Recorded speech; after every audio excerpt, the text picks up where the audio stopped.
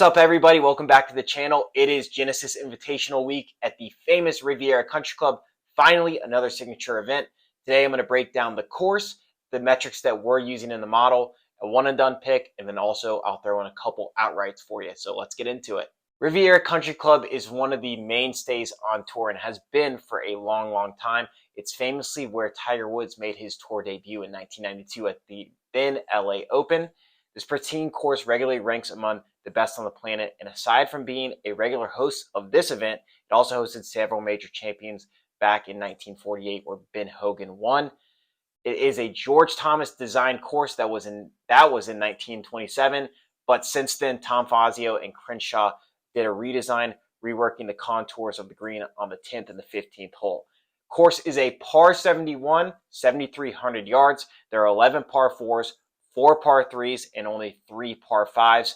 It's a tree-lined golf course, and usually the average winning score is -14, -13 range. This course, to put it bluntly, is a ball striker's paradise. It has the second lowest driving accuracy and GIR rate on the entire PGA Tour, so ball striking is a premium here.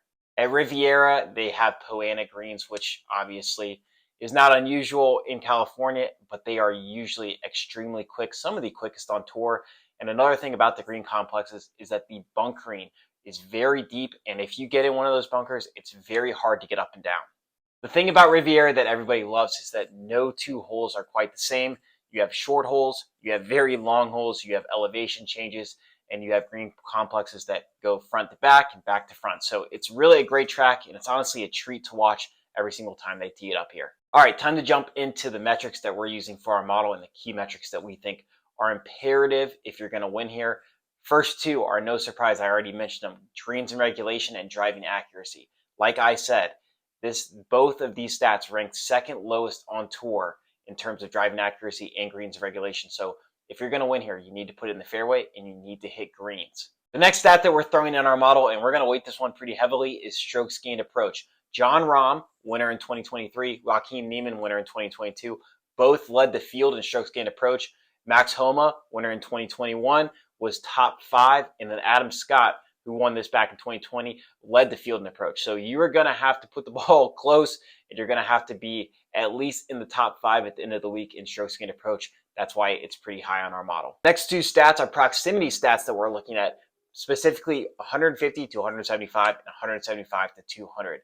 26% of all approach shots come from 150 to 175 yards, so that area is crucial. And then 22% come from 175 to 200.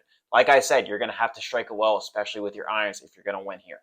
The last stat that we're going to throw in our model is strokes gained putting on Poa annua surfaces. I usually don't like to put putting stats on models because putting drastically changes week to week, but players who putt well on Poa annua usually putt well throughout on Poa annua greens, and I think that's important, so I'm going to put it on here. For our one-and-done selection, we're taking a player who has been on fire since the Ryder Cup, and that's Justin Thomas. He had a great showing in the fall at the Fortnite with a top 5 finish. He played well at the Amex. He played well at Pebble Beach. He played well last week getting a top 12 finish, and he's just been really good tee to green. He ranks 3rd this year tee to green. On top of that, he has had a second-place finish here. He likes this golf course, and quite frankly, I just think it's his time to win. Another outright guy that I'm personally taking is Ludwig Aberg at 22 to 1. I personally feel like this course fits Ludwig's game perfectly. He ranks 2nd off the tee last year and 10th in strokes gained total, meaning he is a ball striker's ball striker. And one thing he did struggle on early when his career got started last year was approach, but he's really picked that up. He ranks in the top 40 in strokes gained approach so far this season. And another thing I love is that he putted extremely well on Poa annua surfaces at Pebble Beach. I think that carries over. He had unfinished business falling to Wyndham Clark at the AT&T Pebble Beach Invitational because the tournament got cut short and he was 2nd. Could have easily made a run at winning that. I think he's got, like I said, unfinished business. I think he takes care of it here at the Genesis Invitational and gets his 2nd win on tour. So there you guys have it. I told you I'd be quick. That was the course breakdown, the metrics, and a couple of players that we like for outrights, including a one and done. I know I went pretty fast, so if you guys have any questions or comments, leave them below, and do not forget to subscribe. I'll see you all next week.